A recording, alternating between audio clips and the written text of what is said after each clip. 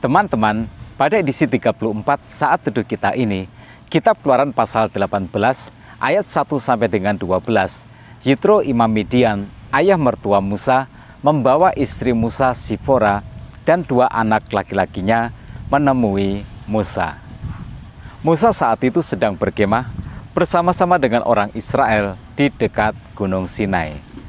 Yitro sudah mendengar apa yang sudah Tuhan lakukan untuk membawa bangsa Israel keluar dari Mesir.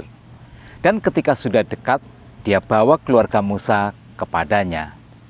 Ada beberapa aspek yang menarik dan yang penting dari kisah reuni keluarga ini. Yang pertama, Yitro adalah seorang imam Midian. Dalam Kejadian pasal 25, setelah Sarah meninggal, Abraham menikahi Ketura, dan dari Ketura inilah Abraham memiliki sejumlah anak termasuk Midian. Jadi orang Midian adalah salah satu keturunan dari Abraham. Sehingga ketika Musa lari dari Mesir dan menikah dengan putri Yitro, Musa menikah dengan keturunan Abraham. Karena masih keturunan Abraham inilah, maka kita yakin bahwa Yitro adalah seorang imam yang benar dan menyembah Tuhan yang benar. Sebab pastilah Abraham mengajari setiap anak-anaknya, termasuk yang dari Ketura ini, siapa Tuhan keluarga mereka itu. Nah, ketika Yitro sampai kepada Musa, Musa membawa ayah mertuanya ke dalam tenda, lalu kemudian diceritakanlah semuanya apa yang sudah Tuhan lakukan kepada bangsa Israel. Bagaimana Tuhan menimpakan tulah kepada Mesir, bagaimana Tuhan membelah laut Teberau, bagaimana Tuhan menopang mereka selama mereka berada di padang gurun. Kesaksian Musa membuat Yitro bersukacita dan kemudian memuji Tuhan. Kesaksian Musa membawa Yitro kepada level pengenalan yang lebih dalam lagi tentang Tuhan. Dalam ayat yang ke-11 dia berkata, "Sekarang aku tahu bahwa Tuhan lebih besar dari segala Allah, sebab dia telah menyelamatkan bangsa ini dari tangan orang Mesir, karena memang orang-orang ini telah bertindak angkuh terhadap mereka." Nah teman-teman, kesaksian akan selalu membangun iman. Kesaksian akan membawa kita untuk mengenal Tuhan lebih dalam lagi. Kesaksian akan selalu memuliakan nama Tuhan. Tujuan dari kesaksian tidak hanya supaya kita bersukacita atas apa yang sudah Tuhan lakukan, tetapi kesaksian memberi kepada kita yang nyata, yang aktual tentang siapa Tuhan itu. Melalui kesaksian, Yitro akhirnya mengenal Tuhan yang lebih dalam daripada yang sudah dia kenal selama ini. Nah, itulah yang Tuhan inginkan ketika kita bersaksi. Tujuannya bukan hanya untuk membuat kita merasa baik melalui kesaksian yang kita berikan, tetapi kita lebih mengenal Dia sebagaimana Dia ingin dikenal. Ada sesuatu yang indah di sini yang dilakukan oleh Yitro. Ayat yang ke-12 berkata, "Dan Yitro, mertua Musa, mempersembahkan kurban bakaran dan beberapa kurban sembelihan bagi Allah.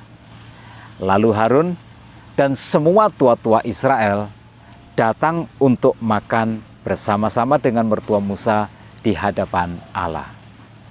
Kesaksian tidak hanya membawa kita untuk mengenal Tuhan lebih dalam lagi, tetapi kesaksian juga menciptakan rasa di dalam hati kita ini untuk kita beribadah kepada Tuhan, untuk menyembah Dia, untuk bersyukur kepadanya, dan untuk bersekutu dengan sesama. Kesaksian mendekatkan kita dengan saudara seiman kita. Maka kesaksian adalah bagian yang sangat penting di dalam kehidupan iman kita. Itu yang pertama. Yang kedua adalah tentang nama-nama anak Musa. Ayat 3 dan 4 berkata, "Dan kedua anak laki-laki Sipora, yang seorang bernama Gersom, sebab kata Musa, aku telah menjadi seorang pendatang di negeri asing, dan yang seorang lagi bernama Eliezer, Sebab katanya, Allah Bapakku adalah penolongku dan telah menyelamatkan aku dari pedang Fir'aun. Penamaan kedua anak Musa menunjukkan perjalanan kehidupannya. Nama Gersom berarti pengusiran, karena berasal dari kata garas yang berarti menggerakkan atau menyingkirkan. Nama ini menggambarkan kekecewaan yang dialami Musa sebab dia sudah harus berpisah dengan bangsanya yang sedang berada di tanah Mesir. Sedangkan anak kedua, Eliezer, berarti Allah ayahku adalah penolongku dan membebaskanku dari pedang Fir'aun. Nama ini menunjukkan rasa syukur yang dimiliki Musa atas perlindungan ilahi yang dinikmatinya selama pelariannya dari Mesir. Apa yang bisa kita petik sebagai pelajaran kehidupan dari kisah ini? Yang pertama, bersaksilah. Karena kesaksian membangun iman. Kesaksian membawa kita untuk mengenal Allah lebih dalam lagi. Dan kesaksian menciptakan rasa untuk kita menyembah Tuhan dan bersekutu dengan sesama. Yang kedua, hidup tidak melulu tentang kesusahan. Walau seakan saat kita susah, jarum jam seakan berhenti untuk berdetak dan waktu enggan bergulir. Tetapi ingatlah ini selalu ada bintang di balik awan yang gelap. Selalu ada indahnya pelangi sehabis hujan lebat. Selalu ada sinar mentari di balik mendung yang menggantung. Selalu ada Tuhan di setiap musim kehidupan kita. Tetap semangat dalam kehidupan. Tuhan Yesus memberkati kita semua.